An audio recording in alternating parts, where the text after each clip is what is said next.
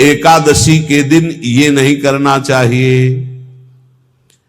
एकादशी को एक बार कुछ फलाहार शुद्ध, अगर आपके पास कोई व्यवस्था नहीं तो थोड़ा दूध है, जल है, ऐसे आप लेकर, या थोड़ा सा फल ले लिया, थोड़ा सा फल लेकर के प्राण पोषण, एक दिन में मर नहीं जाओगे। कितने तो निर्जला एकादशी रहते हैं, हर एकादशी निर्जला। पूज्य श्री मथुरा दास जी निर्जला ही रहते थे हर एकादशी। चलो भैया आपकी सामर्थ्य नहीं तो जल 2-4 बार ले लो, एक बार थोड़ा सा दूध और फल ले लो, चल जाएगा काम, प्राणों का पोषण हो जाएगा। ये आचरण न करे, एक बार कुछ आहार ले ले, वो भी शुद्ध भगवद अर्पित प्रसाद। फिर द्वादशी को काश्यम मांसम सुराम छौद्रम तैलम वितथ भाषणम व्यायामम च प्रवासम च पुनर्भोजन मैथुने अस्पृश्य स्पर्श मासूरे द्वादश्याम द्वादश त्यजेत। कांस के पात्र में द्वादशी को भी भोजन न पावे, जिस रसोई में मांस बनाओ उसमें आहार न ले, किसी भी तरह का नशा द्वादशी को न करे, शहद न पाए, तेल के बने पदार्थ न पाए, मिथ्या भाषण न करे और बहुत शरीर का व्यायाम न करे, बहुत थकावट वाले कार्य न करे, दोबारा भोजन न करे, एक बार द्वादशी को भी भोजन पवित्र, मैथुन न करे, जिसका स्पर्श नहीं किया जाता ऐसे पदार्थों का स्पर्श न करे, और मसूर की दाल न खाए। द्वादशी को जो इन नियमों का पालन करता है, दशमी द्वादशी ऐसे और एकादशी ऐसे, तब उसे एकादशी व्रत का फल प्राप्त होता है। जो इस पद्धति से एकादशी, ये जो मनमानी ये सब नहीं, हर पदार्थ मिल जाएगा आपको फलाहार में, हर पदार्थ। हमको बताया गया कि आपको जो चाहो सब पदार्थ फलाहार का। अरे भाई हरितोष व्रत है तो हरि प्रसन्नता के लिए एक दिन भूखे रहने बहुत आनंद आता है। पहले भगवत कृपा से ऐसी गंगा जल पी करके कुछ दिन, फिर कभी कभी निर्जला एकादशी का भी आनंद। बड़े संन्यास मार्ग में थे तो बड़े संयम से सब शास्त्रीय पद्धतियों का निर्वाह होता था। उपासक को चाहिए कि इन नियमों से व्रत का अनुष्ठान करे, मनमानी आचरण न करे। सबसे प्रार्थना जो एकादशी रहते हो, हरितोष व्रत इसे कहते हैं, भगवान की प्रसन्नता के लिए रहा जाता है, रहना चाहिए। जो अपने आचार्य परंपरा में हैं जैसे, जिनका सिद्धांत है, पर रहने का सिद्धांत ये श्री सनत कुमार जी वर्णन, श्री सनक जी महाराज, ये सनत कुमार जी वर्णन के सनक जी महाराज कह रहे हैं, यदि भगवान का आश्रय नहीं, सत्संग नहीं है, तो इन 4 में से एक हो तो नाश कर देता, फिर चारों हो तो सर्वनाश हो जाता है। यौवनम धन संपत्ति प्रभुत्व विवेकता एकैपमप्यनर्थाय किमु यत्र चतुष्टयम। यदि सत्संग नहीं है, यदि भगवद आश्रय नहीं है, खूब धन हो, जवान अवस्था हो और बढ़िया पद मिला हो, प्रभुत्व चलता हो और अज्ञान हो, फिर क्या कह रहा है? बोले ये चारों जहां मौजूद होते हैं वहां सर्वनाश का खेल शुरू हो जाता है।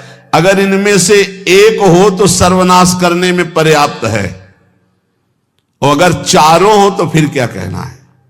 यौवनम जवान हो, धन संपत्ति खूब रुपया पैसा हो, प्रभुत्व कोई पद हो, कोई अधिकार हो बड़ा, फिर अविवेकता और अज्ञानी हो, तो बोले एक नाश कर देगा, फिर चारों तो नाश ही कर देंगे। अगर सत्संगी है तो ये चारों महान कार्य कर देंगे। क्या यौवनम जवान है, खूब दूसरों की सेवा, मेहनत पूर्वक धन संपत्ति कमाकर माता पिता की सेवा, परिवार की सेवा। ये माता पिता, हमारा वेद कहता है मातृ देवो भव, तैत्तरीयोपनिषद, मातृ देवो भव, पितृ देवो भव, आचार्य देवो भव, अतिथि देवो भव, यान्य नवद्यानि कर्माणि तानि सेवितव्यानि नो इतराणि यान्यस्माकः सुचरितानि तानि तोयोपास्यानि नो इतराणि ये के चास्माच्छेयाः सो ब्राह्मणाः तेषां त्वया स्नेन प्रश्वसितव्यं श्रद्धया देयम् अश्रद्धया देयम् श्रिया देयम् ह्रिया देयम् भिया देयम् संविदा देयम्। वेद कहता है मातृदेवो भव, माता साक्षात हमारी भगवान है। देव हरि को कहते हैं, केशव देव जैसे कहा हरि को कहते हैं, गोविंद देव मातृ देव, माता भगवान है। हे धिक्कार है उन पुत्रों को जो अपने माता के द्वारा पोषित किए हुए शरीर से हाथ उठाते हैं अपने माता पिता के ऊपर। नरक में तुम्हारी जो दुर्दशा होगी भोगोगे। एक हमको दिखाया गया दृश्य कि अपनी माता की कोख में लात मारता है, थप्पड़ मारता है, पिता बैठा है उसको लात मारता है, थप्पड़ मारता है, बाल घसीट कर गेट तक माता को ले जाता है। अब इनकी जो दुर्दशा होगी ये बोल नहीं पाएंगे, बता नहीं पाएंगे। ऐसी जगह मारा जाता है कि बस तलकते रहो, कुछ कह नहीं सकते, घोर नरकों की प्राप्ति होती।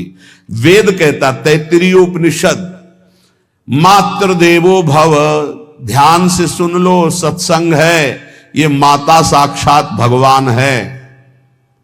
अगर तुमने मारा वाह भर करके इसके आंसू गिरे तो आज जितने आंसुओं की बूंद से भूमि के कण भींजेंगे उतने कल्प तक नरक भोगोगे। ध्यान रखना, तुम्हारा कभी यश, कभी कीर्ति, कभी श्री, कभी हिरी, ये कभी तुम्हारे उदय नहीं हो सकती। तुम्हारा सर्वनाश हो जाएगा अगर मां पे हाथ उठाया। पितृदेवो भव, पिता साक्षात भगवान है। देखो भगवान अवतरित हुए तो प्रात काल उठी कै रघुनाथा, मातु पिता गुरु नावहि माथा। आचार्य देवो भव, माता साक्षात भगवान है, पिता साक्षात भगवान है, आचार्य गुरुदेव साक्षात भगवान है।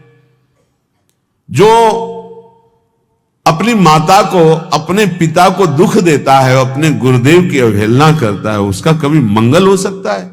वो कभी सुख प्राप्त कर सकता है? वेद कहता है जो निर्दोष कर्म करते हुए धन कमाकर, कैसा कर्म? निर्दोष कर्म करते हुए धन कमाता है और उस धन से अपने बूढ़े माता पिता और गुरुजनों की सेवा करता है, जीवन धन्य है।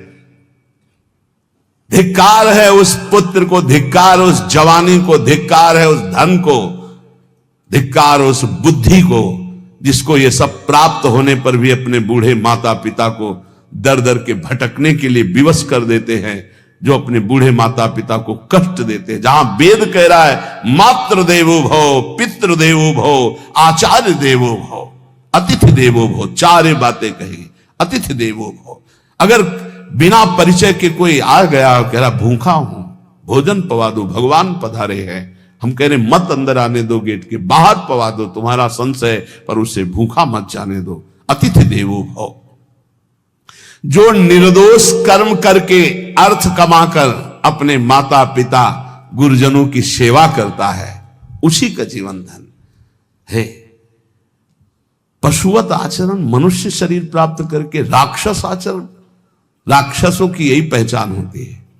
मां नहीं मातु, पिता नहीं देवा, साधुन ते करवा वही सेवा। तुम्हारे जो पुण्य है ना सब भस्म हो जाएंगे। आप खिलवाड़ मत समझो, वो विरक्त है, भले तुम्हें नौजवान दिखाई दे रहा है, वो शरणागत है। जो आचार्य ने मंत्र दिया वही गुरु परंपरा से चला रहा, वही मंत्र उसमें आप उसको बोल रहे हो हमारे लिए कुर्सी डालो।